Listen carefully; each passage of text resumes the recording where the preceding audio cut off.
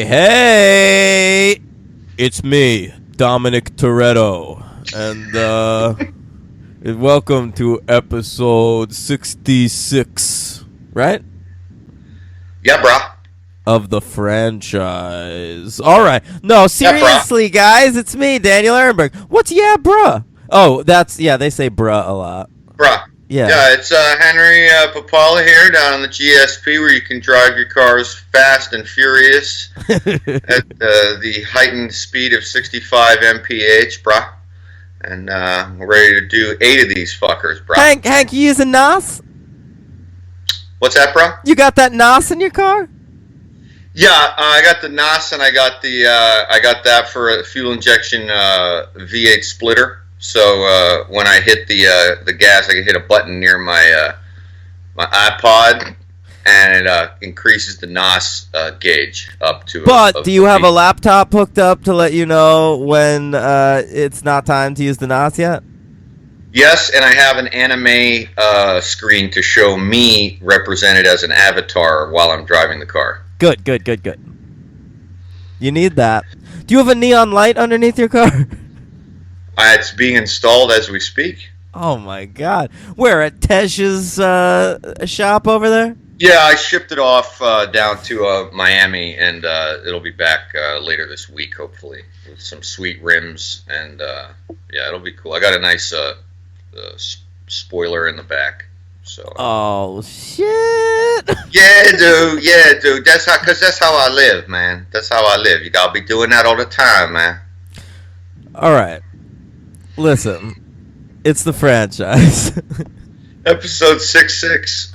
We're doing the Fast and the Furious movies. In case you haven't guessed. Yeah. Now, I know a lot of you might be very familiar with the Fast and the Furious movies, but Henry and I are not. Yes. This is kind of new for us. I've never seen any of them, ever. Just like Resident Evil. Henry, I saw the first one in theaters. Okay. And that's the only one I've seen. Oh, okay. So, I didn't like it at the time. Mm-hmm. And it's because I don't know anything about cars. Furthermore... neither do I. Furthermore, I don't give a shit about cars. Neither do I. Okay? We have that in common. I don't drive. I've never driven in my life. That's true. I've been driving for over 23 years, and I still don't give a shit about cars. Anything related to cars, I don't know anything about what's happening while I'm driving in the car. Yeah, never been an interest of me. It's maybe above my interest in guns. That's about it. I know more about guns from video games. Yeah, so do I, actually. I know more about guns from action movies. Like, I can see if someone pulls, like, a Glock or a 45 or a 38 Special. I can tell you that. That's 3 more things I could tell you than I could ever tell you about a car. Here's something I don't know about cars. Here's a fact about me, Henry. Okay. I don't know the difference between a van, a minivan, a Jeep, a truck, an SUV. I can't tell them apart. I'm not sure if I know the difference between a minivan and a van, but I think I can tell the rest. Maybe. Yeah. What other kinds of cars are there? There's sedans. You got your coupes. I don't know anything about that. Yeah. I know that a convertible doesn't have a roof. That's right. Yeah. Right. Mm-hmm. I know that a limo is long. Correct. Like my dick. And do you have a name for your dick? Like, is it the Beast? Like the president's limo? I used to call it Walter in high school. Oh, okay. Yeah, the Beast is what the Obama drove. It's the limo, so that's a reinforced bulletproof limo. I know that, the Beast. The Beast? Yeah, that's what they call it. I think the Secret Service named it. Yeah. That's intense, man. Him and Seinfeld go in it in the Comedians in Cars Getting Coffee episode. Oh, yeah. I kind of remember that. I did watch that one. Yeah. Mhm. All right. So I'm coming at this. And so when I saw The Fast and the Furious in theaters for the first time, I got the sense that I was supposed to care a lot about what was being driven at any given moment. Yeah, well, I think that's the sense that continues on, no? Yeah, and I super didn't. And so I wrote the series off. I did not think that it was a franchise that that was still going to be a relevant thing in 2017 Yeah, man. on its 8th movie. Yeah.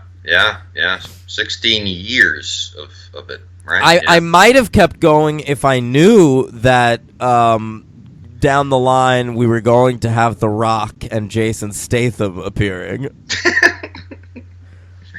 Yeah, but you wouldn't have known that, man. But at Who the knows? time, it was a young Diesel. Right. It was Diesel. Paul Walker, and we didn't have to look at him fondly after his death at this point. He was just a shitty actor. Right. From Joyride.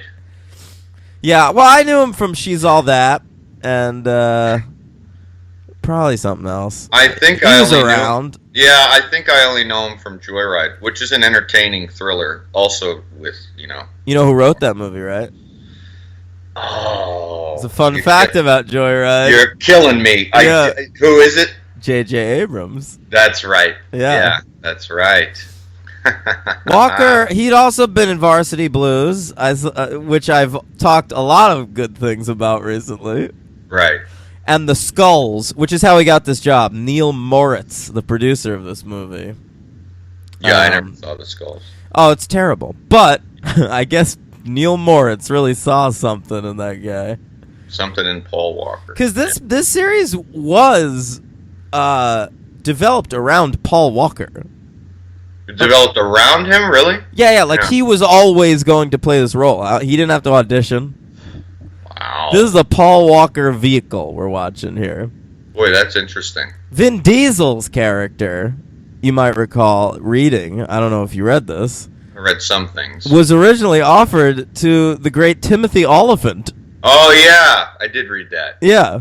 Yeah, you like him a lot. I love him. Now, that would have made this a better movie, but it wouldn't have made it a movie that is on its 8th iteration today. Right. Yeah. Yeah. I mean, we'll get into it eventually because there's plenty of time, a month to talk about Vin. Yeah.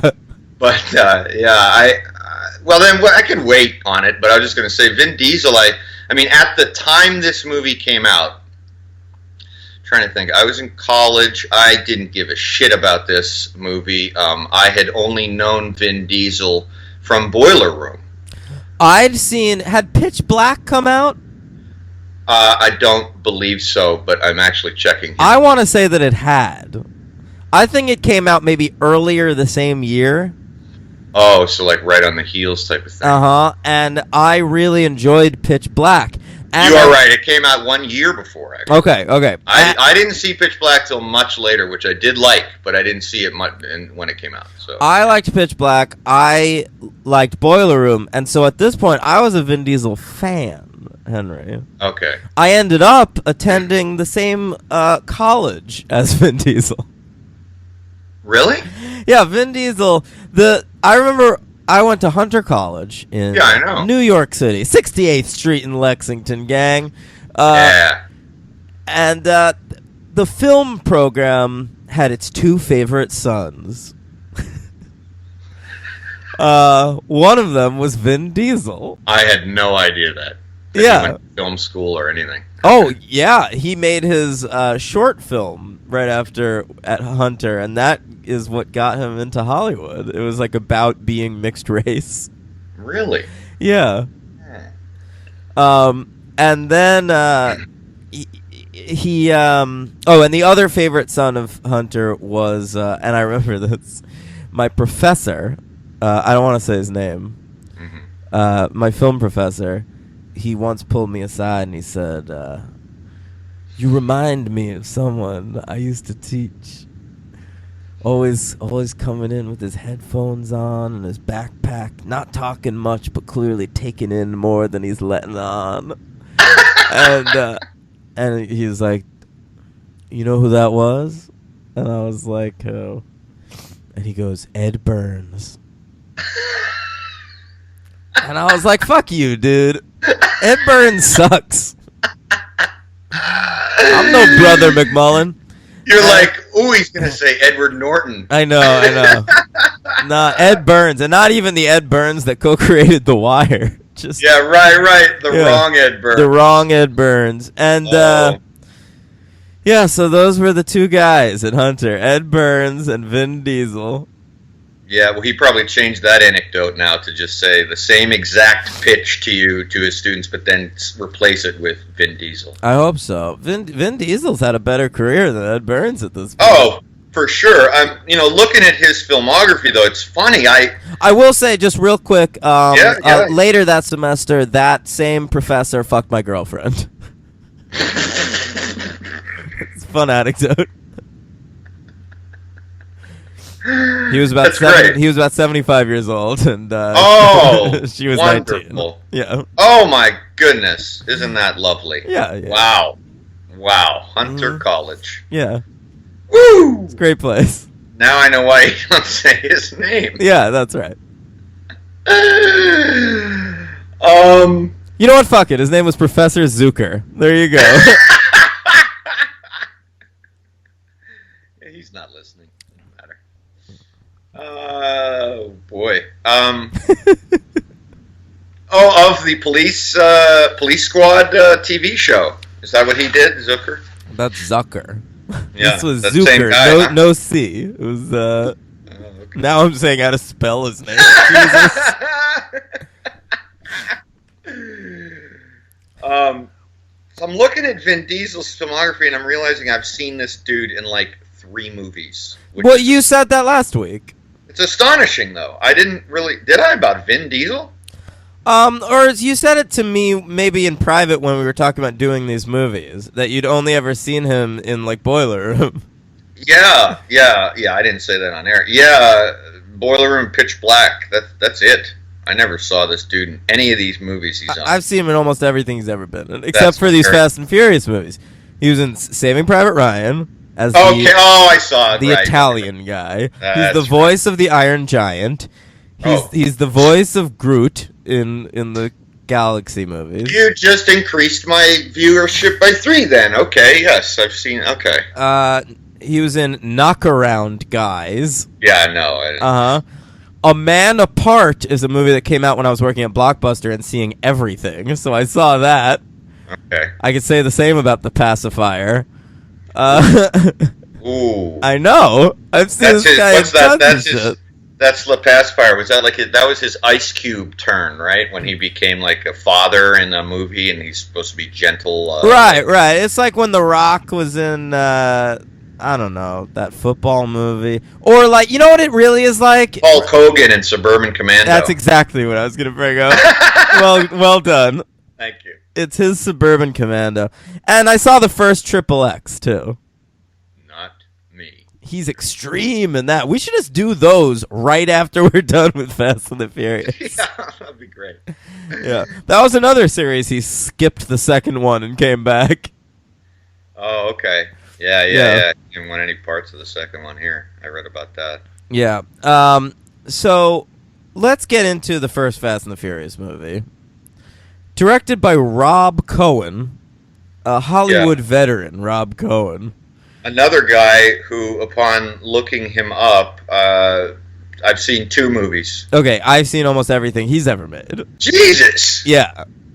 Oh, I could see that you have. Yes. No, not me. I saw Dragon, the Bruce Lee story, and Daylight.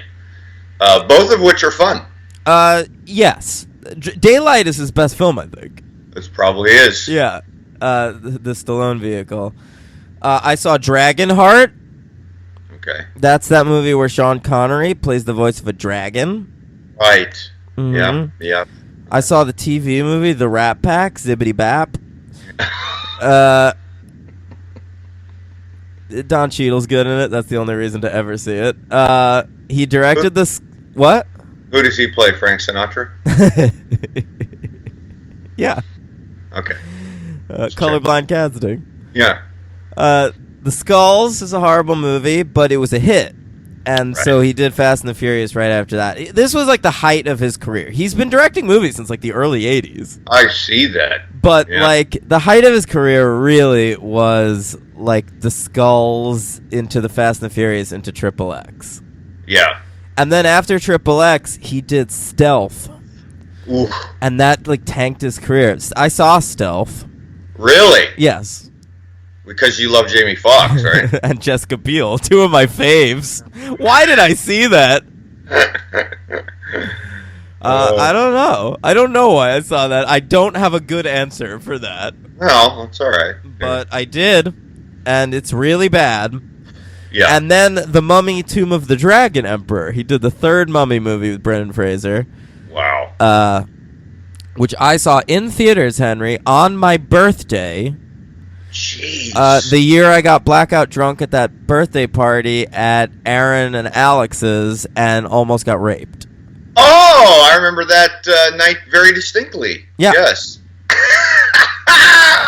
That was actually a fun party. Really great party, but not for you. Didn't end great.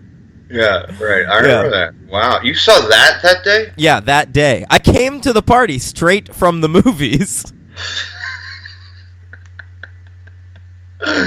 2008 was a hell of a year, too. You must have really been in a weird mood to want to see that.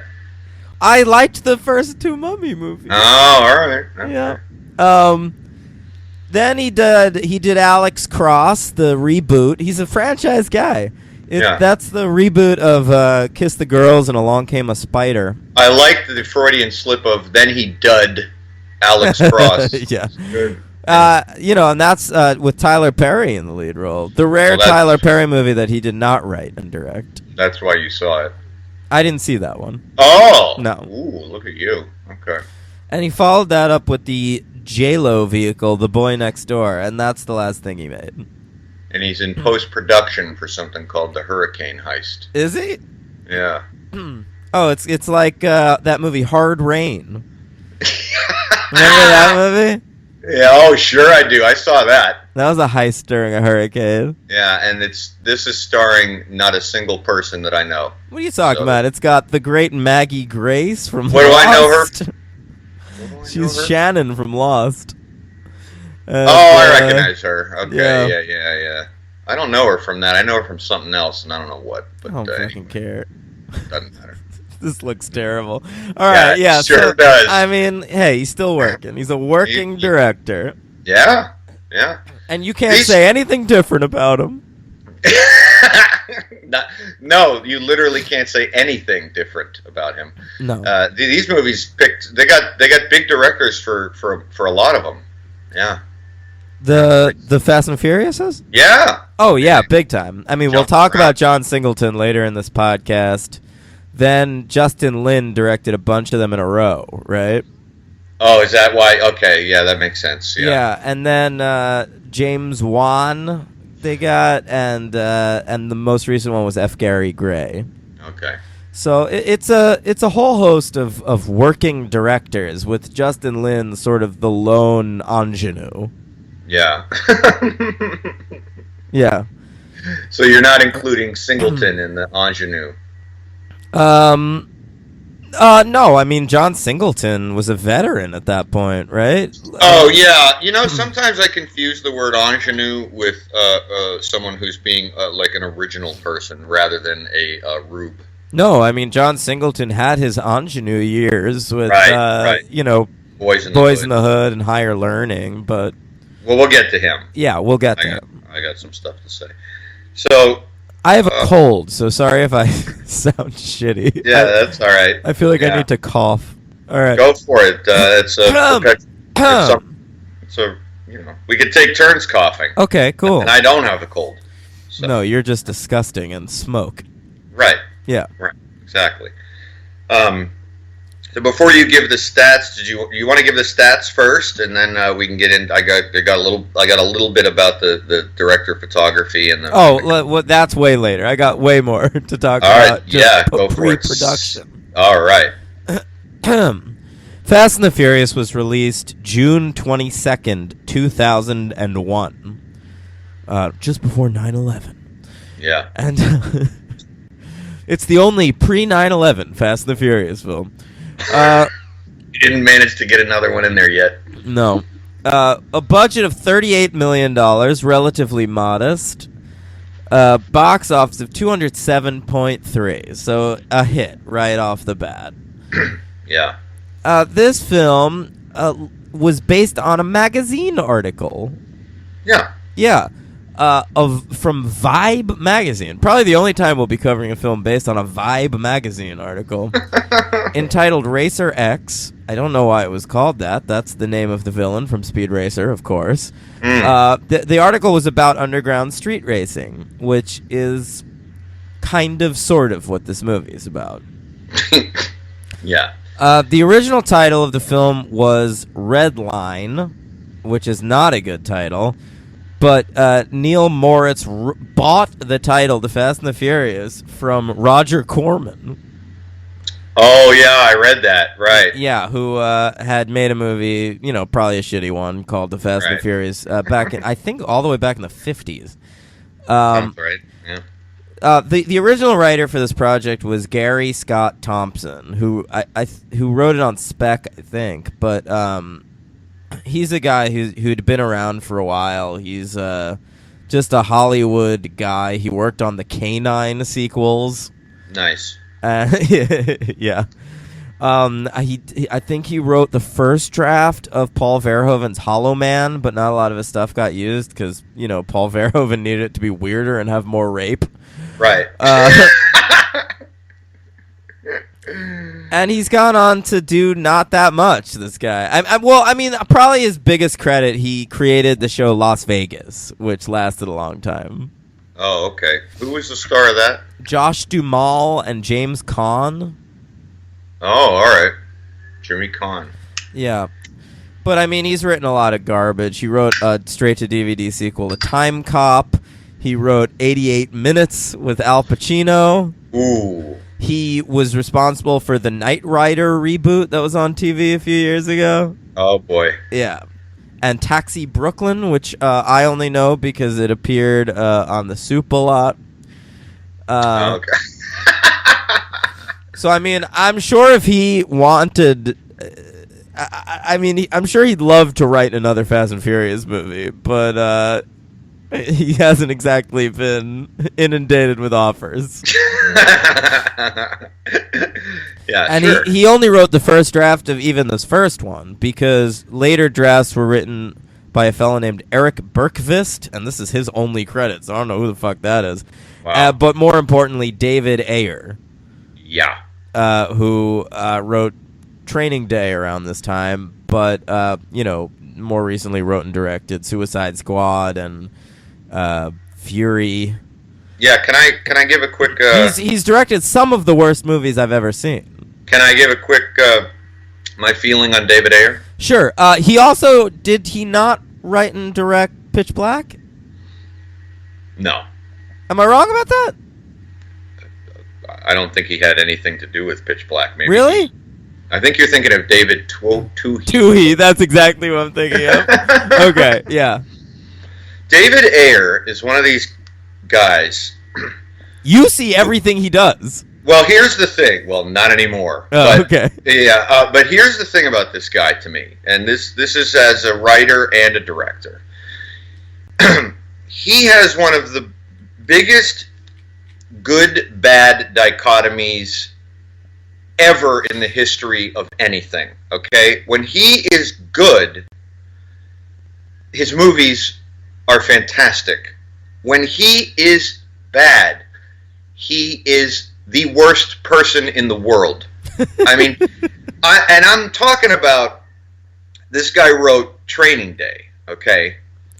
He wrote Dark Blue, which was an excellent movie. Yeah, that's a good movie. He wrote SWAT, which is that's horrible. horrible. Yeah. He wrote and directed Harsh Times, a little-seen Christian Bale movie, which is excellent. Really? I've never heard of that. Yeah, it's excellent. And then he did a movie called Street Kings, which I didn't see. But then he wrote and directed 3 movies in a row, one of which is fantastic, which is End of Watch. Then he did Sabotage, which is unwatchable. Yeah, I watched it. It was horrible. Horrible. And then he did Fury, which wasn't great, but was fine. And then he did Suicide Squad. And that's when I decided I'm done. Suicide Squad's his meal ticket, though, baby. Like, Sure, this but guy, I'm done. his next film, you're done? You're never going to see a David Ayer movie again. If I can help it. Okay. His next movie is a Netflix movie with Will Smith. I know that. And Joel Edgerton. And you got to see it, dude. Noomi Rapace. Oh, she's in it? Yeah. Okay, I'll be seeing that. And then... Oh, that's Bright? Yeah. And then Okay. supposedly he's making that Gotham City Sirens film Oh, boy, I'll have to see that. with Harley and Poison Ivy. Oh, boy.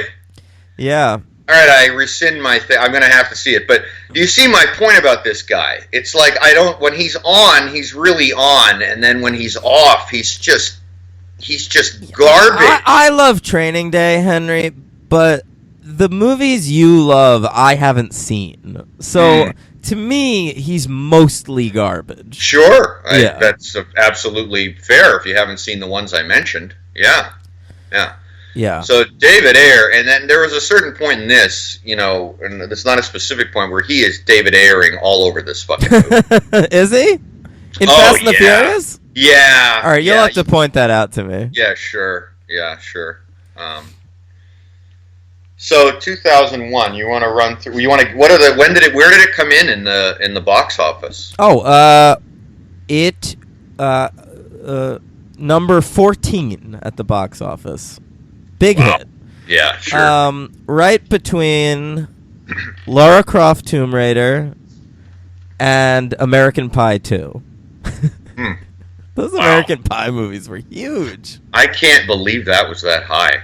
I know. Jesus Christ. Well, they got the whole gang back together, dude. Yeah, that's great. Yeah, everybody. Chris Klein's there. Oh man. Tara Reid. Ugh. Yeah, Chris Klein, another clunky fool. Chris Klein is likable. Oh come on, he's like your boy Josh Hartnett. No, I think Josh Hartnett's actively good sometimes. I think Chris Klein is likable. Yeah, he's in Election. Yeah, And that helps. He's kind of funny in that. Yeah. But that's the writing. Yeah. True. He does what he's asked to do in that movie. Exactly. What do you want? You want to do our 2001 lists real quick? Yeah, sure, listeners. We may have done this quite a while ago, so we're going to do it again. Why not? Okay. These are our top movies of the year of 9/11. Yes. Go ahead. And the No Child Left Behind Act. That's what 2001 What is a great year. Yeah. It did bring us the Fast and the Furious franchise. Right. Mm-hmm. Number 10. From Hell. A fine Hughes Brothers release. My number 10 is Richard Linklater's Tape. Was that 2001? Sure was. Okay, that would have replaced From Hell. I can Okay. tell you right now. I can tell you that. Okay, that's a great movie. All right, number 9, Training Day. Not on my list. I'm being a snob. That's a great movie. My number 9 is Nicole Holofcener's Lovely and Amazing. Good choice. I think I saw that. I'm not sure if I saw. Great movie if you haven't. That's Catherine Keener. Yeah, but she's in every Nicole Holofcener movie, so that tells me nothing. That doesn't tell me anything either. Yeah. Number 8, Ghost World. My number 8 is Y tu mamá también. Yeah, I hadn't seen that at the time. That would probably be on my list now. Word. Ooh, and that's from your boy, isn't it? Who? Iñárritu? No, that you're thinking of Amores Perros. I am. I'm confusing my Hispanic directors. Yeah. Number 7, The Score. Oh, directed by Kermit the Frog. No, I love that movie. Still do. it's good. It's good. My number 7. Hey, a second Richard Linklater movie on my list. Boy. Waking Life. Oh, I couldn't get through that. Mm. Yeah. Number 6, The Piano Teacher. Ooh, my number 6 is Cameron Crowe's Vanilla Sky. Yeah, great one. Number 5, a movie you do not like, The Gray Zone. Yeah, not a fan. Not a fan. My number 5 is The Piano Teacher. All right. My number 4 is Sean Penn's directed The Pledge. Yeah, I know it well. It's a good movie. Jack Nicholson with a mustache. Yeah. Sure. Yeah. My number 4 is Ghost World. All right. My number 3 is In the Bedroom. Good film. My number 3 is David Lynch's Mulholland Drive. My number 2 is Vanilla Sky. Ah. My number 2 is the greatest comedy of all time. Wet Hot American Summer. Yeah. Okay. Mm-hmm. My number 1 movie of 2001 is one of my favorite comedies of all time, The Royal Tenenbaums. Yeah, it's funny. I call Wet Hot American Summer the greatest comedy of all time, and I have a comedy at number 1. Yeah, The Royal Tenenbaums is my number 1 as well. No Mulholland Drive on your list. It could, yeah, Tape and that would be there, although it's not one of my favorite David Lynch films, and I think it's David Lynch's second best film. Really? Yeah. Yeah, I love Lynch, but Eraserhead, The Elephant Man would be ahead of that. And, Did you not watch Twin Peaks: The Return, Henry? I did not. It just ended, so I mean, if listeners care, I mostly loved it. I think it could have shed like 3 or 4 episodes, and it meandered a little bit at times, but I thought it was really dynamite, and I know the ending's been divisive, but I loved it. I should check it out. I mean, I made it. Shouldn't say made it through, but loved Twin Peaks, so I should see it. Oh, absolutely, you should. It's great, dude. Yeah. Yeah. All right, I'll do that. Check it out. All right, The Fast and the Furious, the MTV Movie Award winner for Best On-Screen Duo, Vin Diesel and Paul Walker. God, no AFI list. We haven't had an AFI winner in a long time. Well, I mean, since like Jaws or right. Indiana Jones or something. Right, yeah. And I mean, listen, it's a 2001 movie about street racing. Yeah. So it only takes us 10 minutes to get to rolling, rolling, rolling, rolling, rolling, rolling, rolling, rolling. Come on, rolling, rolling, rolling, rolling, yeah, rolling, rolling, rolling. The music in this movie. Limp Bizkit fucking up your town. It is exhausting. I loved it. The music. The first movie has too much nu metal, but some good hip hop. And the second movie is just wall-to-wall excellent hip-hop. Well, yeah, you're a big hip-hop fan, and I'm very picky with my hip-hop, so, and I'm a little more ancient. So, Sure. Public Enemy, Old Dirty Bastard, NWA. No, this is full-on early 2000s. But I like Tupac, I like Biggie, but this stuff is this is like the in-your-face era where everything is just fucking. You're ridiculous because crazy. Tupac and Biggie. I mean, gangster rap is far more in your face than what they're playing in this. This is melodic hip hop in this movie. No, but I feel like the Tupac and Biggie songs I guess, are more of like the subtler stuff, the more laid back stuff, and like this stuff is really just like vocally really aggressive, and like I don't know. Well, it doesn't help that you got gravel voiced Ja Rule acting Yes. in the first one, and so there's a couple of Ja Rule songs. Yeah, I'm not a fan. I'm not a fan either. I mean, Ludacris is a really satisfying replacement in the second one. Yeah, for Yeah. sure. But the music that isn't that stuff and occasionally goes into electronica, which I do like. Well, that's the score. That's BT. Yeah, it is. It flat out is. Who has done other such touchstones of musical scoring as Gone in 60 Seconds.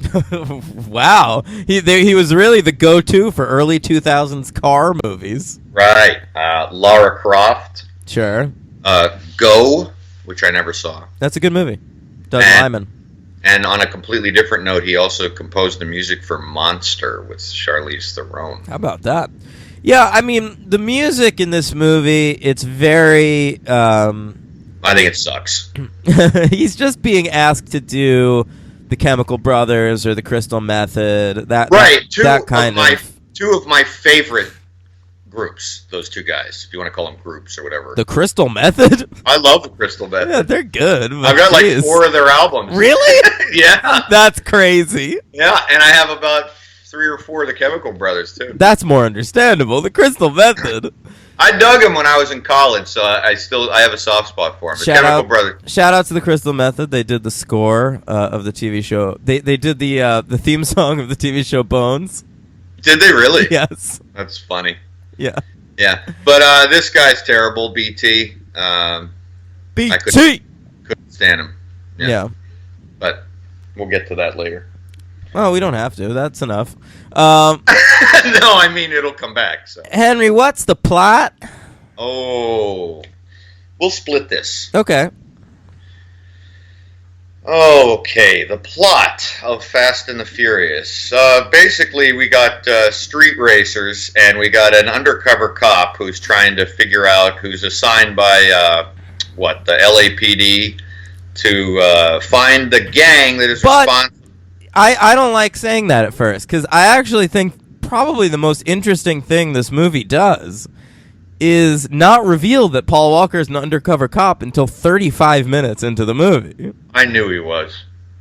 I didn't the first time Really? I saw this. The first time I just- I just was knew it. 15, but Yeah, no, of course, but I just knew it. It was just kind of I didn't even really think you were supposed to not know it. It wasn't surprising to me. I thought it was a decent twist 35 Okay. minutes into the movie because he'd already sort of ingrained himself in the crew here. So Yeah. you've got Dominic Toretto. Right. He's an ex-con that is a street racer and steals from armored trucks and also runs a car garage and also runs a little diner. I think it's important to point out that they don't rip off armored cars. They rip off just trucks, yeah. trucks Mhm. carrying fucking DVDs. Yeah, it's true. It's true. It's low stakes, this movie. Yeah, And, yeah. you know, I've seen trailers for those later movies, and they're, like, driving cars between buildings and shit. I'm Yeah. really excited to get to, like, the later entries in this franchise. Yeah, it looks like they're really James Bonding it up and flying cars and shit. Yeah, Right now we're just satisfied with high speed chasing down like fucking semi trucks with CB players. And Yeah. I said CB. Yes. CB players. That's right. CB. You know what I mean. Trucking. Got the Right. chips cashed in. I'm trucking Yeah. like the doodah man. Listening to a lot of Dwight Yoakam in those That's trucks. Grateful Dead. But yeah, Dwight Yoakam, the great actor Dwight Yoakam. The great Dwight Yoakam. So he's there's Dom Toretto, and Dom's like gravity. Everybody is drawn to him, man. Dom's We're bo- sister is Mia, and she's played by Jordana Brewster, Yep. a fine actress. I'm not joking. I actually like Jordana Brewster. I don't really know if I know her from anything. I don't know her from much, but she was in The Faculty, which you know is a movie Oh, I have a lot of I like affection that. for. Yeah, she Yeah, I played like- Delilah in that. Okay. And she also had a crucial role on the classic underrated TV show Chuck Oh, okay. All right. as Jill. I know those names off the top of my head, and I That's don't remember impressive. character names. That's impressive. Yeah. And we're back also. We get Michelle Rodriguez, who plays his girlfriend, Vin Diesel's girlfriend, Yeah, Letty. Letty. For some reason, I remember character names in this fucking I don't know movie. what's going on. Yeah. Yeah. Yeah, her first line of dialogue, I wrote it down. Blow me? Was Was it Yo blow me? girl. Huh? Was it Blow Me? I didn't think that was the first one, but I thought it was Yo girl, how you living? Is that it? Really? I'm pretty sure. That's not She says aggressive that- enough. Well, the way she said, Yo girl, how you living? Sure. That classic Michelle Rodriguez anger. Yeah.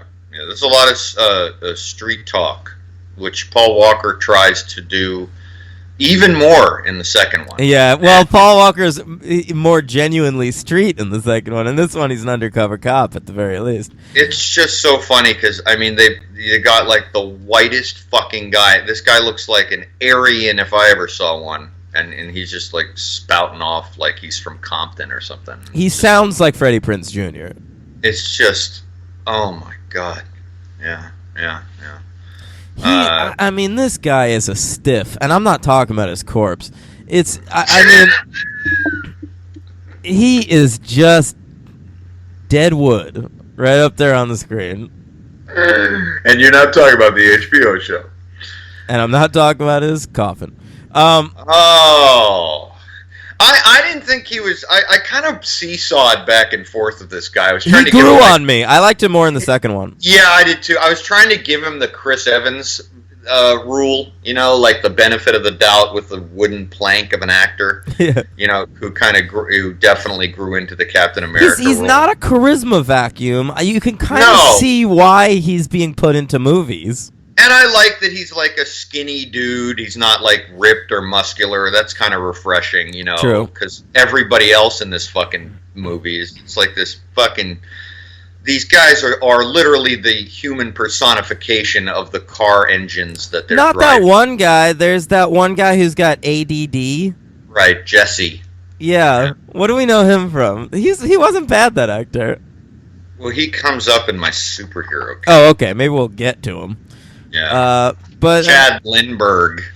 Chad Lindbergh. You might remember him from the season 1 Buffy episode "I, Robot You, Jane." Right in my wheelhouse. I think Chad Lindbergh was the Lindbergh baby that went missing and then turned up with an acting career. That's Really? Yeah, I think that's where he. I heard he's heir to the Lindbergh cheese fortune.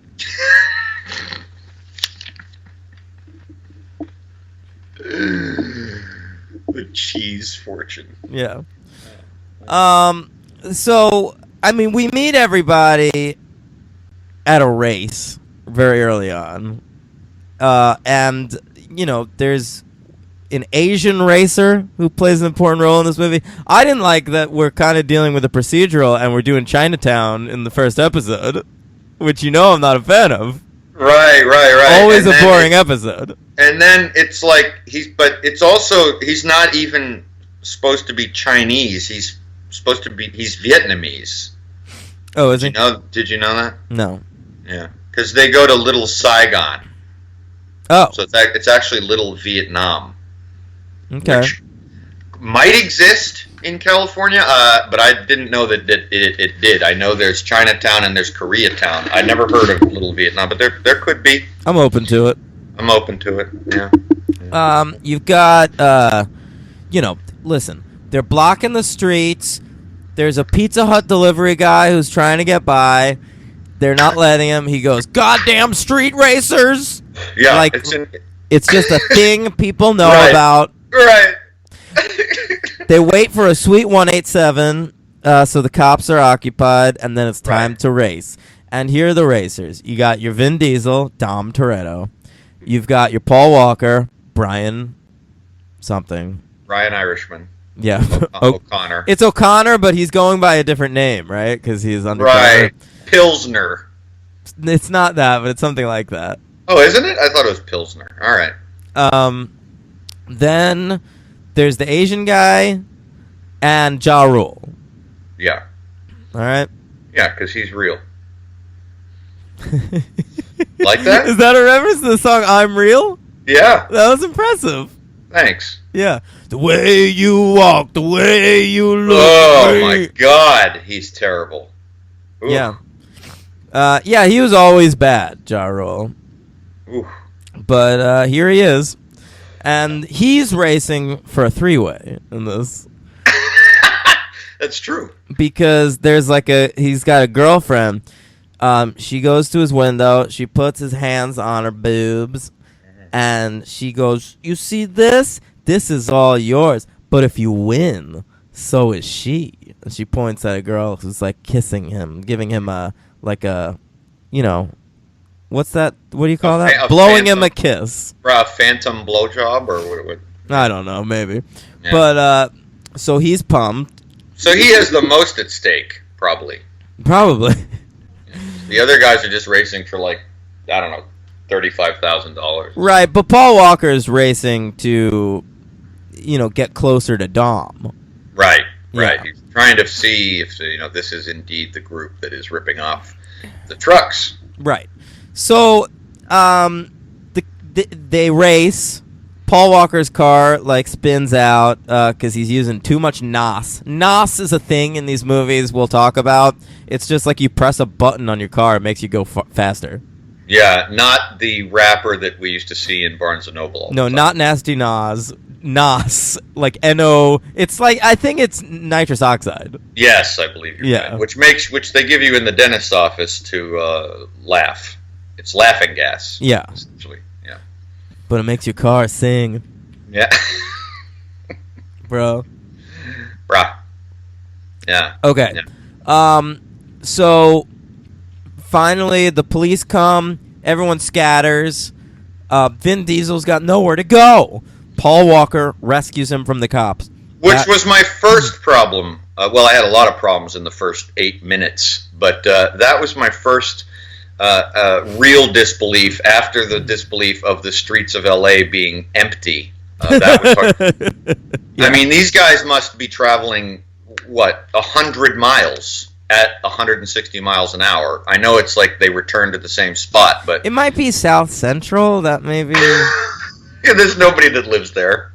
No, but I mean, maybe the streets will be clearer. I don't know. I see. Yeah, if you watch Bulworth, there was a lot of people hanging out in the streets in South Central, so I don't know. That's Praz, not Nos. I didn't mean any... Joking. Oh, okay. Yeah, Go no, ahead. I meant the people in. But then the part where Vin Diesel pulls into the garage and seemingly he's escapes, and he leaves his car, and then decides instead of just staying in the safe spot, he walks out. He makes sure it's locked, boop, boop, and then he walks out and puts his jacket on, and he's not out there a second before the cops spot him in the street. And then Paul Walker comes to the rescue and saves him, but it's just, what an idiot move. This guy pulls off these heists with, pinpoint precision, and yet after a street race, he can't figure out how to hide. That was tough for me to get over, I gotta say. I didn't care. Okay. So Dom is now friends with Brian and takes him to the big party that's already happening back at someone's house. Not a party that I ever want to go to. Oh, it looked great. Yeah, if you like to have your life threatened by just looking around the room. Yeah, everyone's on edge at this party. But Yeah, people are having a good time. There's girls making out. That's how you know it's a wild party. it's true. There's that one guy who's jealous of Paul Walker farting around on guitar. Yeah. You got Michelle Rodriguez playing video games, which I thought was kind of fun. Uh-huh. And Mia, Jordana Brewster, she's not part of the. She's Vin Diesel's brother, and she loves him, but she's not part of this whole clan. She's upstairs studying or something. Studying. Is she reading? I don't know. I don't know. She's studying how to get in Paul Walker's pants. Oh, baby. Yeah, they're into each other. Yeah. Paul Walker, I mean, we've talked about the worst police officers that we've covered on the podcast, and this fella, Officer Brian, He's up there. he's got to be well up there in the annals of bad cops because he becomes genuine friends with Vin Diesel, right. and desperately wants to bang Mia. Right. And then, like, we see him go back to, like, talk to his higher-ups, including Pops from Major League Back to the Minors. Oh, yeah. And one guy's like, hey, man, are you getting too close? Which he patently is. And he's like, fuck you, dude! Freaks out and, like, pushes him. Yeah, he sure does. Yeah, this guy sucks. Real Nick Curran situation. It is, yeah. I'm sorry, Nick Curran. Nick Curran, as pronounced by Sharon Stone in Basic Instinct 2. Yes. I Risk. forgot about that. Risk. What was the fake title of that one? Oh yeah, I don't know. Risk Addiction. Yeah. There was a cop. His name was Nick Curran. Yeah. A great Sharon Stone performance. Oh, Academy Award nominee. So good. Mm-hmm. Okay, so Vin Diesel makes Paul Walker right at home at this party. He says, "You can have any brew you want, as long as it's Corona." My favorite line of dialogue in the entire movie. Yeah, probably. Yeah, I can't really argue that. Yeah. Loved it. And he gives the Corona to him from the guy who's also trying to bang Mia. Vince. Insult to injury. His name is Vince, that character? Yes. Okay. And then to add insult to that injury, we show Brian wiping the bottle off so he doesn't get Vince's germs. Yeah, I did like that. Yeah. Nice touch. So everyone's working towards a big race in this movie. And that race is called Race Wars. Okay? Yeah. Mm-hmm. That's for you folks out there, that's a double entendre. But is it It's meant not. to be? No, I don't think it is. I don't think it is. Why No. is this called Race Wars? I don't know. It's a really bad name for it, and it has connotations that any person with any level of IQ would think, relates to the race wars, but does not in any way relate to race wars of any kind. No, they're just racing. Yes, except of the hydraulic kind. Yeah. So Brian heads down there with Dom, and and Dom says, remember, because Brian's getting frustrated because they're getting shot up by the Vietnamese gang. So Brian's starting to think that it really is Dom doing these heists. Because remember, there's a period of doubt where Brian thinks that it is indeed the Vietnamese gang pulling off these heists, and it's not. And so Dom says, basically, in one of the only scenes that involved acting, when they're sitting down together for some fish tacos, he tells him, "You come to the race, I'll fill you in." I don't think that's true, Henry. I think Dom is an indelible character that Vin Diesel is creating. I found myself really understanding why people gravitate towards him. Yeah? Yeah. Yeah. He, one of the reasons I'll point out... Can I say something? I think Vin Diesel's good in this movie. Yeah, right. Well, here's what I wrote down. Okay. When Vin Diesel is allowed to show emotion, and be it anger or laughter, which is not much, and or genuine melancholy, he is good. But that doesn't happen until about the last 40 minutes of the film. Before that, it's just kind of a one-note, angry, no emotion type performance. So, but I think that's on purpose, because this Dom character, we're not supposed to know exactly whether he's stealing from these trucks or not. That's right. And he's a little bit of a mystery to us. And it's even like Paul Walker isn't sure. And when he talks to his higher-up police officers, he says Dom is too controlled to do something like that. And so it is a controlled performance. Like, yeah. Vin Diesel is playing a character that keeps things close to the vest. Well, that's true. And I mean, you could either look at it as lazy acting or controlled acting in a performance. So I guess, and I wouldn't call Vin Diesel lazy. I wouldn't do that. You would never. No, he's too ripped to be lazy. He obviously has energy. Yeah, no, he's good, and I gotta say, I'm always thinking of Boiler Room, because and that I know he can act very well. So, yeah, I just didn't get into the whole real mystery of it, but I agree with you that in certain spots you do sort of care. He's effective. He's effective. Yeah. Especially at the end. Yeah. So at Race Wars, there's a lot going on. All of our plot lines are coming together. We get a cameo, producer Neil Moritz driving a Ferrari. Do you know much about Neil Moritz? Not a thing. Really? No. He's like one of these Hollywood guys, and he's just been like working for a long time, and he's franchise guy. So we should talk about him. All right. I'm looking at him right now. Look how many franchises this guy shepherds. I Know What You Did Last Summer. That's one. SWAT is another. There's a new SWAT TV show coming out.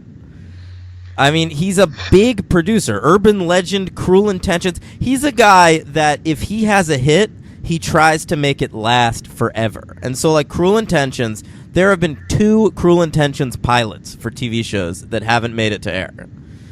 And I Know What You Did Last Summer, he made a sequel, theatrically released, and then he started making straight-to-DVD sequels. Like The Skulls 3 and... That's what he does. There are direct-to-DVD Skulls sequels, so many of them. And, he's kept that Triple X franchise going. Like, there was one that came out this year. Yeah, that's what this guy does. You're right. He rebooted. He helped, I guess, to reboot Total Recall. He brought 21 Jump Street. He produced Evan Almighty. He produced the Prom Night remake. Wow. Prison Break, which was a TV show that ran 4 seasons and just came back this year. So he is a producer extraordinaire. He's a franchise guy. Everything's got to be a franchise. This is the man that brought you 21 Jump Street and then brought you 22 Jump Street. Yeah, he's a rich fellow. Yeah. Wow. Good call on pointing him out. We don't usually point out the producers unless they're big names or they're just funny to talk about. Neil Moritz is a fairly big name. Right. Mm-hmm. Well, clearly, yeah. But I meant, or they're funny to talk about, like D'Souza. Right. And love talking about Joel Silver. Jerry the Bruck. Love it. Mm-hmm. Yeah. Love it, bro. Yeah. Love it, bro. Okay, so, they go to the Race Wars. The ADD kid, who's like sort of their mechanic. Yeah. He enters and loses, and he loses his car, and he freaks out, and he runs away. Bad move. Yeah. To the Vietnamese gang leader. Right. Tran. Of course. So Vin Diesel, Dom, wants to help this kid out, so he goes immediately to rob one of these trucks. Yeah. He goes with Letty and Vince, and they have the final action sequence is them trying to rob this truck with Paul Walker on their tail with Mia. And it's a great action sequence. It really is, actually. In my opinion, the whole movie is this action sequence. Yeah, it's entirely worth watching just to get to this. I wouldn't go that far, but it is excellent. Yeah, it is genuinely the only action sequence I cared about. And I guess also one of the reasons, and maybe one of the reasons you liked it too, was it wasn't really about cars. It was just sort of, It had stakes, emotional stakes. Yeah, these truckers ain't going to take it anymore, so this guy's got a shotgun at the ready in case he gets hijacked, and everything goes poorly, and it's very well shot. Yeah, and it's fucking Fast and Furious, dude. Yeah, it is. It really feels fast. Like, they must have good stunt drivers or something. Because in some of the race sequences, there's, like, special effects to make them look fast, blurring effects and shit. Yeah. And none of them are that good. Like, this thing looks great. Yeah, this was shot by the cinematographer Erickson Core, which is a name that sounds like a cop in some Steven Seagal movie. But he shot one movie that I think is great looking, and it's one of my favorite movies. I know you don't give a shit about it, but it's a great looking movie. He shot the Mel Gibson Payback. That's a great looking movie. Yeah, yes. Right. It really is. He's got the Curtis Hanson. They use like special lenses where everything looks kind of like not Curtis Hanson. Yes, it is. It's Brian Helgeland. Good call. I was confusing my LA Confidential guys. Yeah. Yeah, that's Curtis Hanson. He's 8 Mile. Yeah. Brian Helgeland, the writer of LA Confidential, directed Payback. Yeah. But Erickson Core shot Payback. It's a really cool looking movie. And he shot also a bad movie, but I never thought that this movie looked bad, and that's the Ben Affleck Daredevil. Oh, no, that movie looks like garbage. Really? You think so? Yeah. I thought it looked all right. I haven't seen it in a long time. But, all right. And he directed the recent reboot, whatever, of Point Break, which I didn't see. I mean, nor did I. No. And Jesus, why did they do that? I know. But anyway, the other point about Erickson Core is every other credit on his cinematographer, it's garbage. Okay. So this guy's... He never did another Fast and Furious movie? Oh, he might have. If he did, I didn't include that because I think it changes on the second one. I know that. Okay. So we'll keep an eye on that. Yeah, exactly. Yeah.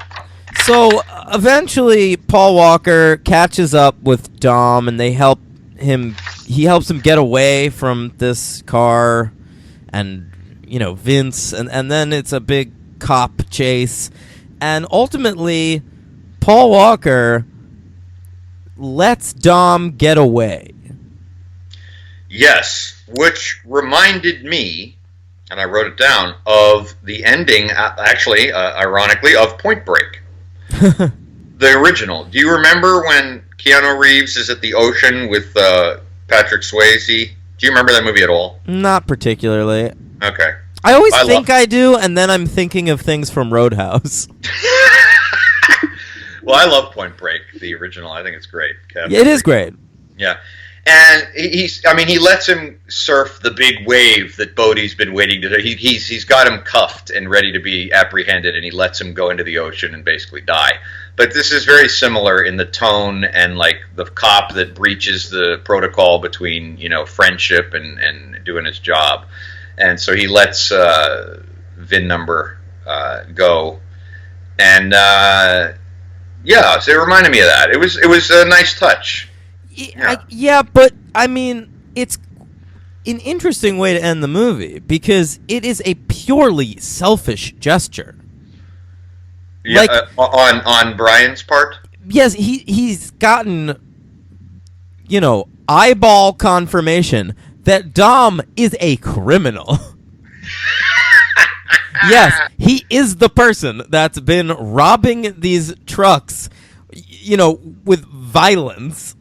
Yeah, and but he hasn't killed anyone. I guess, but I mean, I'm just trying to. Yeah. He's a cop, and this guy is a criminal. Oh yeah, you gotta send Dom to jail. He needs to go to jail. But I mean, I think he's just so hard over Dom's sister. That and I think that he's given a lot of sympathy for Dom when Dom tells why he was in jail for beating the shit out of the guy who killed his father. Remember? Yeah, right. So it's like he realizes, oh, he's not really a killer. I mean, he's just pulling armored, very No, dangerous. I know he likes Dom. He's a Yeah. good guy, but do your job, dude. Oh, I agree. No, I agree. Yeah, I agree. Him and Keanu Reeves in Point Break and Michael Douglas in Basic Instinct. Yeah. Letting criminals off the hook. Yeah. It's true. So, I mean, the movie ends at... Or does it? Oh, good point. Hey, but first, we get some sweet hip-hop, and the Ja Rule kicks right in at the beginning of the closing credits. The first lyric of the song is, Fast and Furious! Ja Rule! Real Deep Blue Sea subtlety going there. It's true. Just naming the title of the movie right out. And your own name. I love it. But then, in a great foreshadowing of Ludacris showing up in Too Fast, Too Furious, we get the classic, one of Ludacris's best songs, Area Codes. Oh, okay. I got hoes in different area codes. I didn't stick around. It's a great song, but we do get in 2001 when it was still rare, a stinger. Yeah, and of course, what did I do? Turned it off. Mm-hmm. Reread the plot. Saw there was a stinger. Had to go back. Put it on again. It's kind of a nothing stinger. We're in Baja, Mexico, and we Yeah, see Vin yeah. Diesel driving, and there's voiceover from Vin Yeah. Diesel. Little pontification going on there. Yeah, it is pontificating. I will say I was expecting Letty to be there because there's a conversation earlier in the movie, like with Right. Dom talking to Letty, like I see us in Mexico together. Apparently not. No, or maybe in Hawaii he says, but still, it's a little weird. Yeah, so he's just by himself. He dumped her. Yeah. Maybe we'll find out in the fourth one, the next Michelle Rodriguez appearance. Yeah. Well, that's what that movie was. Yeah. What do you give it? 2 stars. I give it 3. I figured you would. Yeah. I mean, if the whole movie would have had a little bit more of what it does in the last half hour, action with stakes. Yeah, it could use some more zip. If they should have pressed the Nas button on this movie. Yeah, it's a 2-star movie. I mean, it's pretty terrible, I think, in a lot of ways, but it has some good performances, and that final action sequence is good. But I was engaged. I was never bored. I was bored. Okay. Yeah, I was bored. It came back and got my attention towards the end. And my MVP is actually somebody who we didn't even mention once during the... Jesus. Because it's a minor role, but I love this actor, Ted Levine. Oh, yeah, he's like the police chief, basically. But Buffalo Bill himself, Ted Fucking Levine. love that guy. Anything he's in, Heat. I just saw him in a movie I think I told you about off air called Dig 2 Graves, which is actually a vehicle for him. And if anyone's listening, well, there are people listening. What am I talking about? Listeners, Netflix streaming. It's an excellent thriller called Dig 2 Graves. Came out this year with Ted Levine, and it's fucking awesome. And he's just a really underappreciated character actor, and he's really cool. And he's my MVP. Mine's Vin. Vin, yeah. Yeah. My LVP is BT. Oh, the composer? Yep. I Okay. could. Because he's half the reason I couldn't stand the movie. Oh. Yeah. I mean, It didn't bother me that much. So distracting. I mean, it's just so distracting. I couldn't. It was in my face. I couldn't even. Yeah. My LVP is that fella Vince. Yeah. Not a fan, huh? Yeah, he was boring. Growling. A lot of growling. Yeah. I don't know. I have a superhero count. What's the superhero count? Unfortunately, it's 7. So Oh, let's do it. Hurry up. You got Vin Diesel. He's Groot. Right. I got Chad Lindbergh, who plays Jesse. The ADD kid. Right. He plays a character named Dwight Fry in Agents of S.H.I.E.L.D. Oh, all right. The guy who plays Vince, an actor Oh, named Matt. Joss Whedon crossover. I wonder if that's how he got that gig from that one episode of Buffy he did. Who? Jesse? Yeah. Oh, I don't know. Yeah. The guy who plays Vince is an actor named Matt Schulze, and he was in Blade and Blade 2. I bet he was a vampire. Well, he's called a character named Kreese in the first Blade, and in the second Blade, he's playing a character named Chupa. Chupa. I don't know if it's the same Like character. Chupacabra. Exactly. Mm-hmm. Ted Levine voiced Sinestro in the Superman animated series. Okay. Tom Barry, who was I would love Fox. to see Sinestro with his dick tucked between his legs. All red and pink and shit. Mm. Tom Barry, who was Pops and played Bilkins in this. As we He comes back for the sequel. Yeah, he Yeah. played in the animated Incredible Hulk, Shield Agent Jones, All right. and two more. The Hispanic guy who we never see again in the beginning, Hector. Yeah, he's a character actor. What's his name? Yep, Noel Guglielmi. Yeah, I genuinely like that guy. Like, Yeah, he's cool. I've seen him in a bunch of stuff, and he's good in this too. He's like, you think is. he's gonna come up and like be mean to Paul Walker because he's white, Right. but he's just interested in the car. He's a good actor. Well, him and I'll just put them together. Him and Reggie Lee, who plays Lance, the right-hand man of the Vietnamese gang leader. Both of those guys are in The Dark Knight Rises. How about that? Isn't that interesting? Mm. Yeah, one plays a cop, and Hector plays a prisoner. I guess when Bane frees all the prisoners. I don't know. Yeah. He's one of these Latino actors that we talked about this with Jan. Yes. Where he doesn't mind playing gangbangers and stuff and like drug dealers, so he gets a lot of work. That's true. Yeah. Yeah, he does. He's not concerned about typecasting. No. But, he gets a lot of work. So, yeah. Hank, I'm hitting the bathroom. We're getting a Henry minute. All right. All right. So I saw a movie recently, folks, in the Henry Corner. I saw It, and it was quite good. The Stephen King adaptation. I remembered very clearly liking the miniseries starring Tim Curry when I was a youngster, and this didn't disappoint. If you're into horror movies, and this is well done. It was directed by the guy who did Mama. And it's part one, and they're doing a part two that's coming out the next year. And I thought it was genuinely scary and effective with good actors all the way around. They're all kids. They're all good. And a good performance of Pennywise the Clown with Bill Skarsgård. So I recommend going to see that. It is it's good and scary if you're a horror buff. An excellent movie of this year. And I also recommend anyone listening to see Wind River, which is an excellent movie written by Taylor Sheridan, directed by him as well, the man who brought us Sicario and Hell or High Water. So that guy is 343. I'm So, back. What are you those talking two about? What you've seen recently? Mm-hmm. Yeah. All right. I Yeah. can't wait to see that Wind River. I'm excited. Yeah, and I also recommended It. Oh, that was good, huh? Yeah, it wasn't great, but it was good. Okay. Yeah, it was. Yeah. Hey, Too Fast, Too Furious. Yeah. Oof. Let's do it. Too Fast, Too Furious by John Singleton. John Singleton. All right, a fine filmmaker.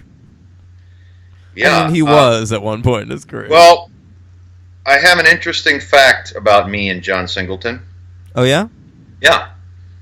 I have only seen one movie. Well, now two. Two movies of his. That's crazy. John, It is crazy, John and Singleton is a director who I used to see movies because they were directed by him. Mm-hmm. Yeah. Well, do you know what the other movie of his that I saw was? Can I guess? You can. Is it the Shaft one? Yes. Okay, yeah.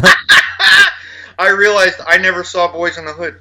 That's crazy, dude. It is crazy. All right. Yeah, that's your homework. I want you to have Yeah. seen fucking Boys in the Hood by next week. I'll do my best. That's Yeah, a great movie. I do not know how or why I didn't see that, but I didn't. I'm almost I'm like 99% positive I didn't see it. So I can't even talk about John Singleton. I know nothing about the man.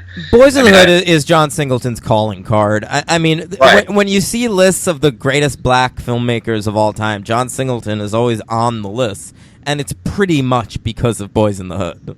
Yeah. I Yeah. mean, he never made another great movie ever again. He's made a couple of good ones.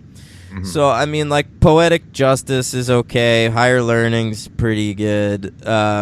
I really like Baby Boy. Yeah, that was divisive, was it not? I recall it being not. Well, Baby Received well. Boy was his sort of spiritual sequel to Boys in the Hood. And so a lot of people didn't like it just because it's not as good as Boys in the Hood. But see. I think if you divorce it from that expectation, it's a good film. And Tyrese proves that he's, a charismatic movie star. Mhm. And we'll talk about whether he does the same in Too Fast, Too Furious. Yeah.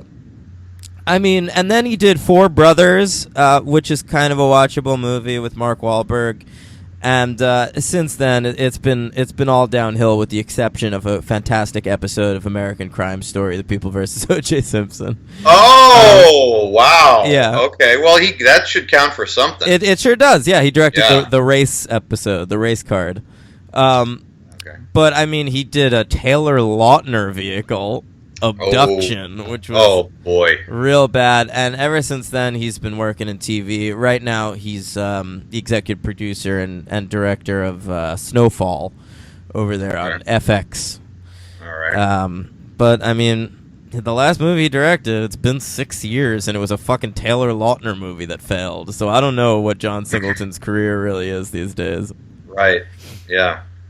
But Well- at this point in 2001, he was coming off of Shaft, the Shaft remake with Samuel L. Jackson, which was not bad. I liked it a lot. Yeah, I remember it. I saw it in the theater. I remember thought it was- Jeffrey Wright being really great in that movie. He's hilarious in that movie, and Christian Bale is really good in that movie. That's right. Yeah, he's the villain. So he did Shaft and Baby Boy, which was pretty well received. So he got the call to sequelize The Fast and the Furious. Yeah. Along with screenwriters, Gary Scott Thompson is back with a writing credit. I think his last one on the series, except for characters created by.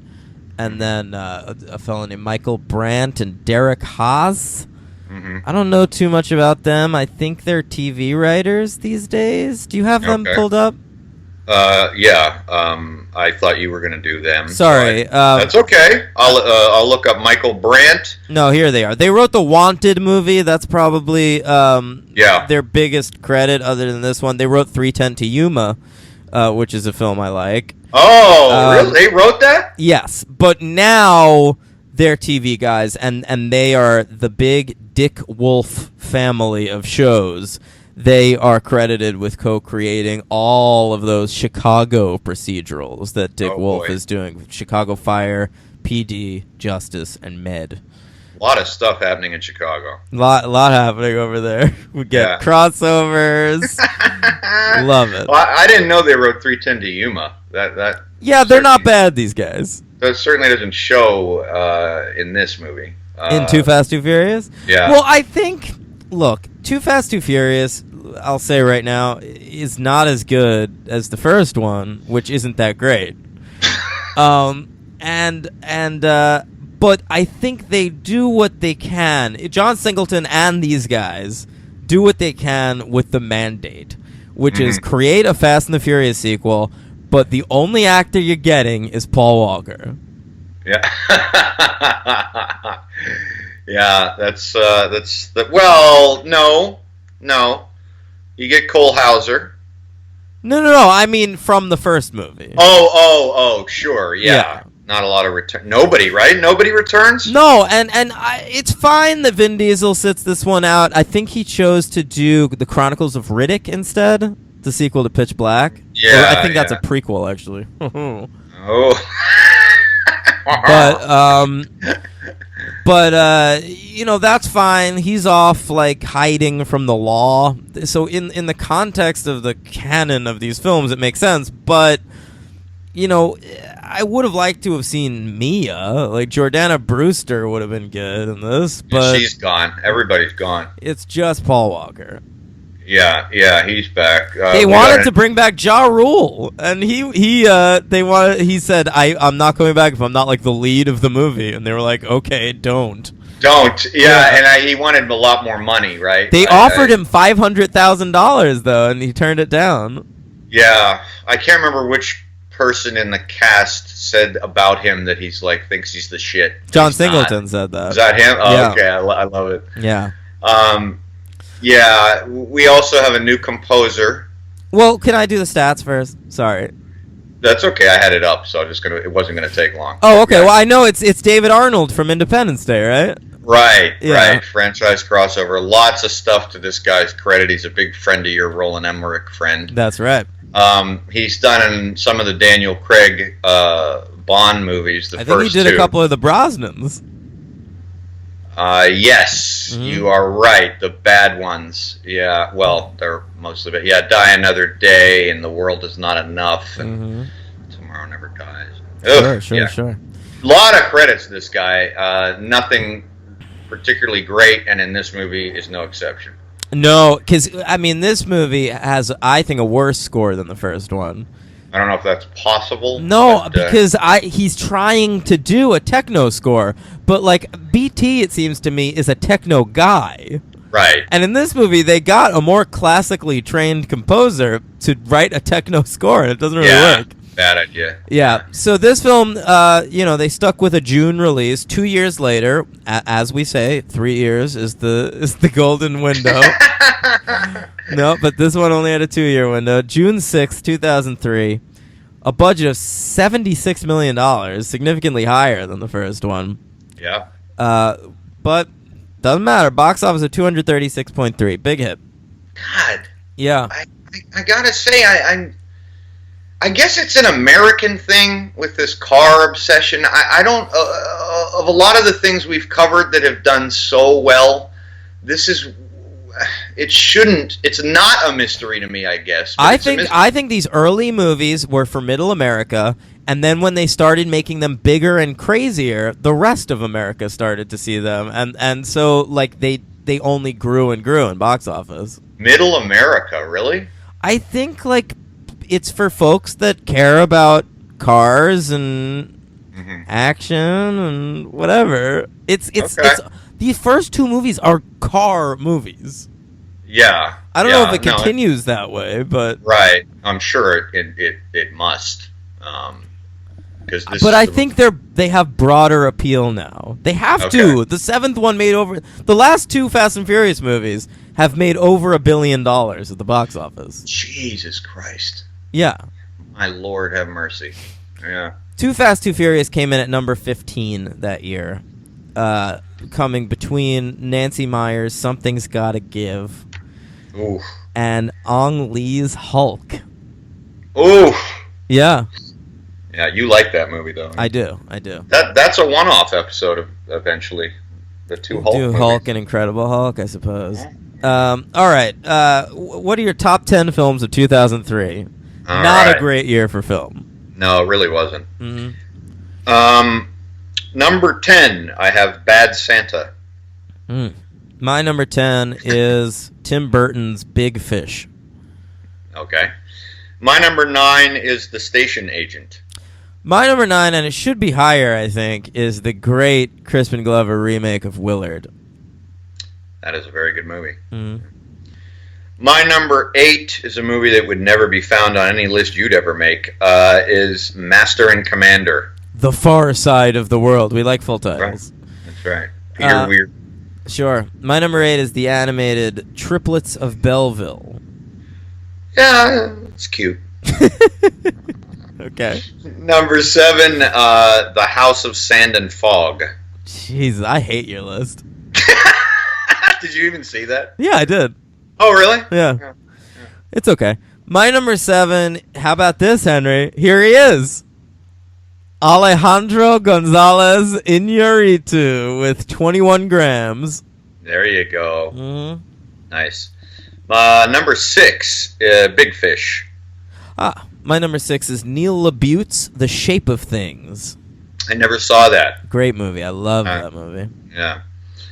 My number 5 is 21 Grams. My number 5 is Kill Bill Volume 1. Okay. My number 4, another one of your faves, is The Last Samurai. Jesus. My number 4 is American Splendor. All right, that's my number 3. How about that? My number 3 is City of God. That's my number 2. Wow. My number 2 is David Gordon Green's masterpiece, All the Real Girls. Oh yeah, you love that movie. Mm-hmm. My number 1 film of 2003, and I don't hesitate on this, even in retrospect, is the Errol Morris documentary, The Fog of War. Okay. Good pick. And my number 1, a movie not on your list, is Gus Van Sant's Elephant. Yeah, I actually liked Elephant. It's not too self-indulgent as far as Gus Van Sant movies go, but you're a much bigger fan of his than me. I love that movie. That might be my favorite Gus Van Sant movie. Whoa! Mm-hmm. Wow! Okay, that's 2003, folks. Not a weird great year for movies. Yeah, Okay. Sure. Yeah. Okay, so first movie, we're in L.A. We hired John Singleton, who directed one of the greatest L.A. films of all time, Boys in the Hood, and we relocate to Miami. Yeah. Smart. We do. Is it? I'm joking. Yeah, right. I know. All right, so we start with a street race, as we do. The street racing in this movie is run by Ludacris, who plays a character named Tej, and we'll be dealing with Ludacris throughout this franchise. Oh, will we? Oh, So yeah. Okay. He returns a lot. Is he still fresh and clean? What are you talking about? That's Outkast. Okay. You're absolutely right. That is Outkast. Yeah. Thus showing my declining knowledge in the 2000s of hip-hop. Yes. I believe they're both Southern rappers. You have that right. Yeah. Okay, so he's running things, and we have our 4 racers.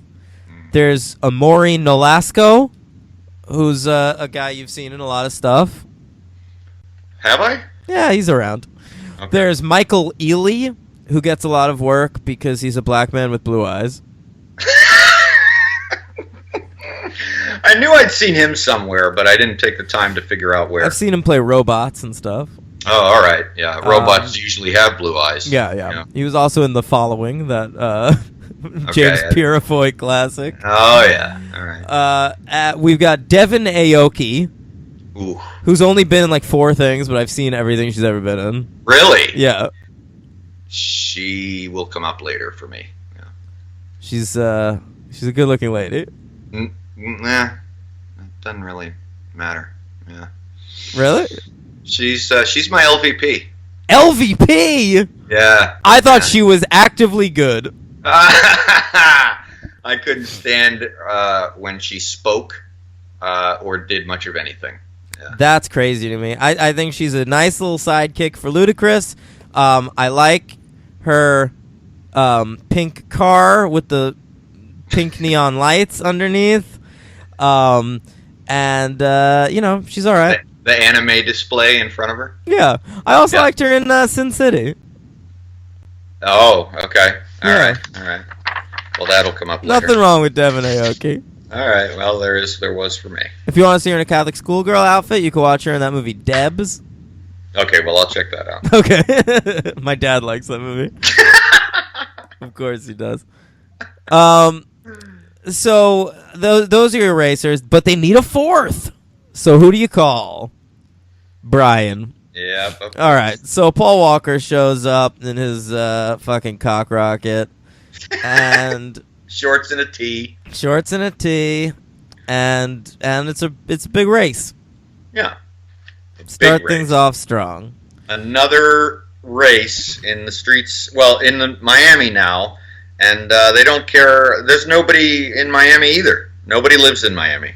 No. It's not one of the most populated cities in the world. Yeah. Nobody's there. Nobody. Nobody. So, Cool. the cops come and get Brian after this. 'Cause he's no longer a cop, right? No. I mean, of course, he's lost his job for letting a criminal go. And I'm glad that they at least did that. Me too.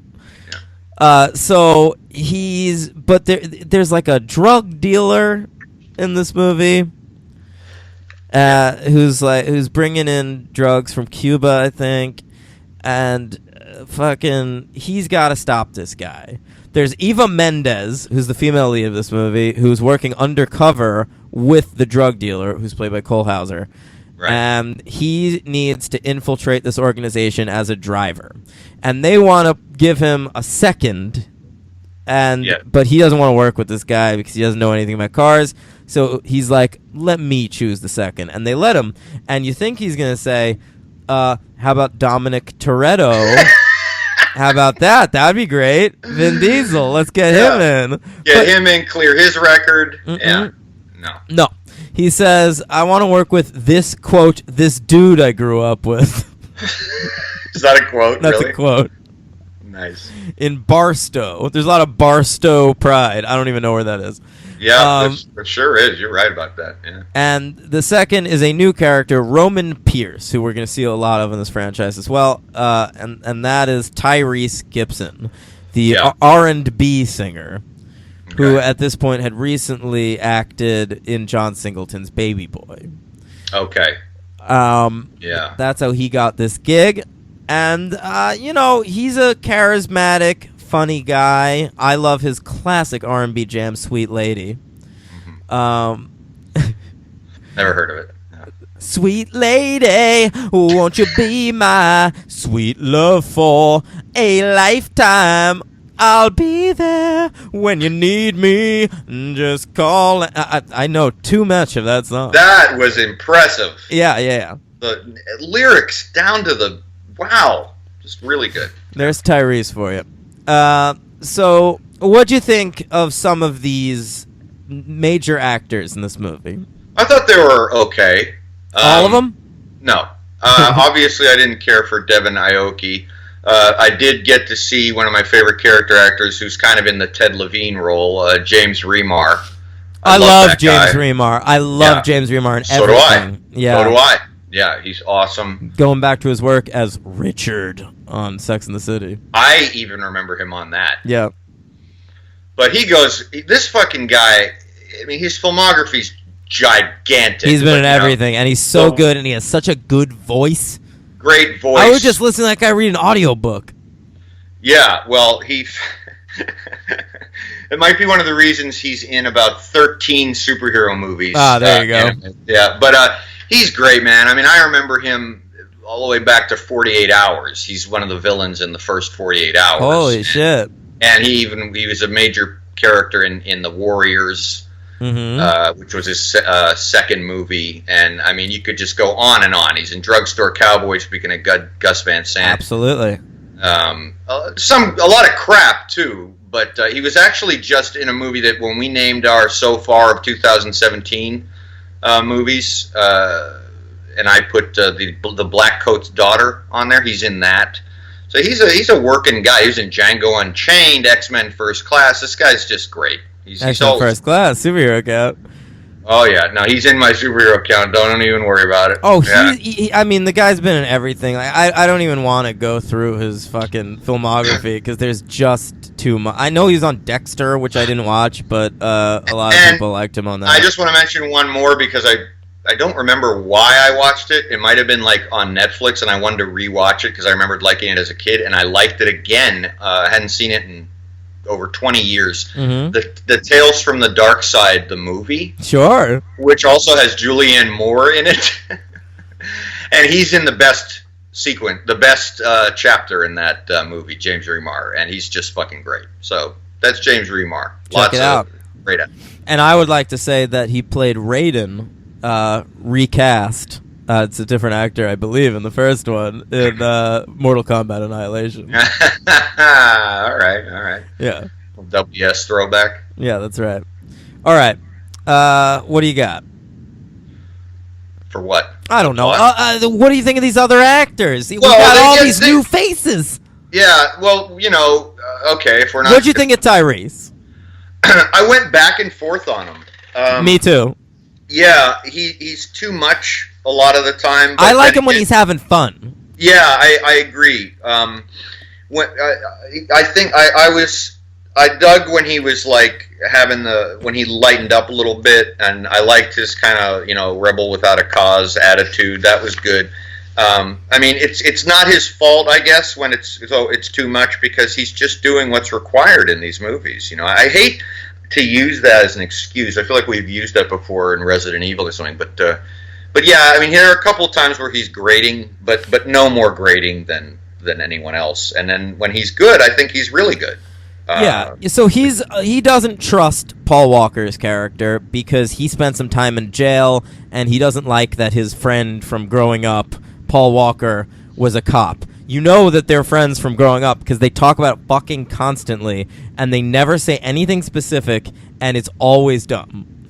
It's always dumb. I wrote down one actual line from this movie, which is Paul Walker and Tyrese standing at the boardwalk, reminiscing. Paul Walker says, "Man, you remember us growing up? Playing football in the dirt? All the stupid stuff we did?" That's it. That's their reminiscing.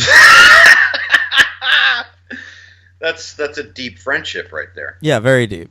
I will say the other actors that I liked was also another one of my favorite character actors, Mark Boone Jr. Love him. This fucking guy, and I'm not even looking at his filmography, but off the top of my head, I'm thinking of Batman Begins. I'm thinking of Trees Lounge. Mm-hmm. I'm thinking of The Last Man on Earth. Yep, loved him on Last Man on Earth. Curb Your Enthusiasm. He's an actor that, like, if Mark Boone Jr. shows up in something, I'm like, their casting director knew what they were doing. Yeah, he's like the Ebert rule for Harry Dean Stanton, which was no movie can be all that bad if Harry Dean Stanton is involved. 100% agree. Yeah. And he's in a couple of Fincher films. He's in The Game and Seven. Yep. And yeah, he's great.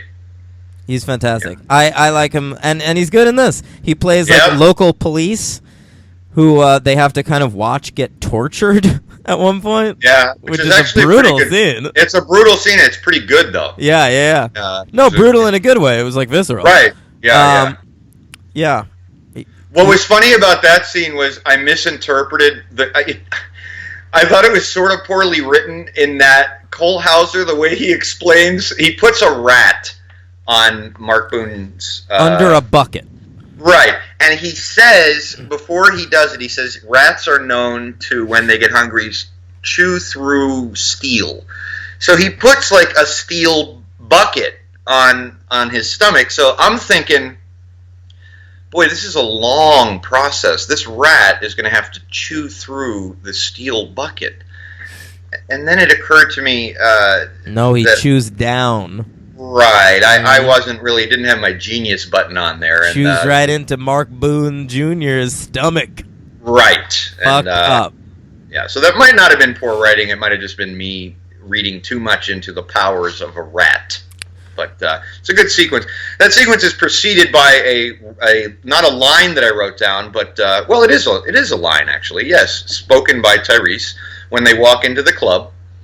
He says, "Brah, it's a hoasis in here." That is a good line. Yeah. Tyrese's best line though is his repeated use of "we hungry." We hungry. And if you were to count how many times Paul Walker has transformed the word bro into bruh. It's B-R-U-H. Bruh. Well, according to my subtitles that I sometimes watch this with just for fun, it was B-R-A-H. Oh, okay. But I thought, like you, it's B-R-U-H. I think that's the common parlance. Parlance, yes. Bruh. It's at this point I'd like to stop and talk about Cole Hauser. All right. An actor I like. Me too. Is he in Latino face in this movie? I had a tough time figuring that out because, yeah, I mean, if for all intents and purposes, he's supposed to be, but his name, and yet his name is Carter Verone. Mm-hmm. He's Argentinian, but his name is Carter. And then, but one or two times he has an accent. Right, but 90% of the time he does not. So I don't know if that's him just deciding, just giving up and not trying for one. What did you think was going on with that? I think it's very weird that they cast Cole fucking Hauser in this role, who is one of the whitest white guys of all time. Best remembered probably as Benny from Dazed and Confused. I remember him mainly from Good Will Hunting and Tigerland, because he's great in those movies. But so he hasn't done a lot of movies, actually. He doesn't have a big filmography. He's in this movie. Now, Cole Hauser in real life is a ginger-haired white man. From Santa Barbara. In this movie, his hair is dyed black, and his skin is dyed tan. Is that what's going on? Yeah. Like some spray tan? It is weird. It is very weird. You're right on this is a ginger-haired white man playing Latino. Yeah. So I don't want to hear John Singleton talking about fucking diversity in movies anymore. Because he hired a white guy to play a Latino guy. Yeah. Him or the producers or whoever. I don't know. But, I mean, they really desperately needed Cole Hauser that bad? Yeah, I wouldn't think they would have. I would have thought at this point... Hired Jeffrey Wright, who was in fucking Shaft. Right, I would think. And also, I think they probably could have got anyone to take this money. It was probably a nice payday. Sure. For the sequel to be the main villain in this franchise. So, yeah, I don't know. They really wanted him. Yeah. It is weird. It is weird. Yeah. So Eva Mendes is a cop who is sleeping with this guy undercover, and she's an actress I'm not a fan of. Oh, really? Yeah. I don't have any. I mean, I remembered her in Training Day. I thought she was she's good. Fine in Training Day. She's good in The Place Beyond the Pines. She's excellent in Place Beyond the Pines. But that's what I. Yeah. But she's never been good in any other movie. Is that right? Yeah. And I can tell you this as someone who caught the last half hour of Hitch on cable recently. Yeah, I don't really have anything to argue about with her. I don't have any real feeling about her. I mean, she's extremely beautiful. Very beautiful woman. And she's done a lot of movies, but she was funny in Clear History. I remember her in that. No, she wasn't. Okay. I have seen her in a lot, though. Me too. Called in New Orleans, yeah. Yeah. We Own the Night. Ooh. Yeah. I mean, she's not good in the other guys. She was really bad in Ghost Rider. Yeah. She was not good in Once Upon a Time in Mexico. She was bad in Stuck on You. She was kind of fine in Out of Time, but what's Out of Time asking of you? Right. Not a good actor. Not a fan of her. Yeah. Mm-hmm. All right. That's fair enough. I got nothing really to defend there. I'd say she is the third best actor to get her start being in an Aerosmith video. The other ones being Liv Tyler? And Alicia Silverstone. Okay, there you go. Yeah. Right. So I mean, there's not a lot of action. I wish there was a little more action. Too Fast and Too Furious. But then again, there's a long drag race scene in the middle that is total filler, and I just wanted it to be over. Yeah, that was bad.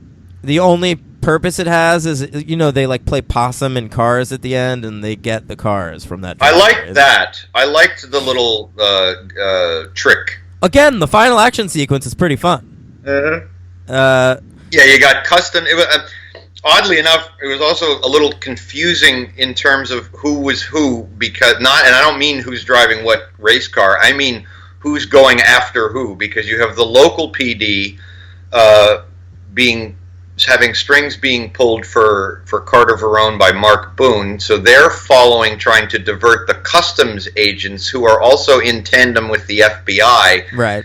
you got all this shit happening at once, and it's a little hard to keep track of who is even supposed to be going after who at one point.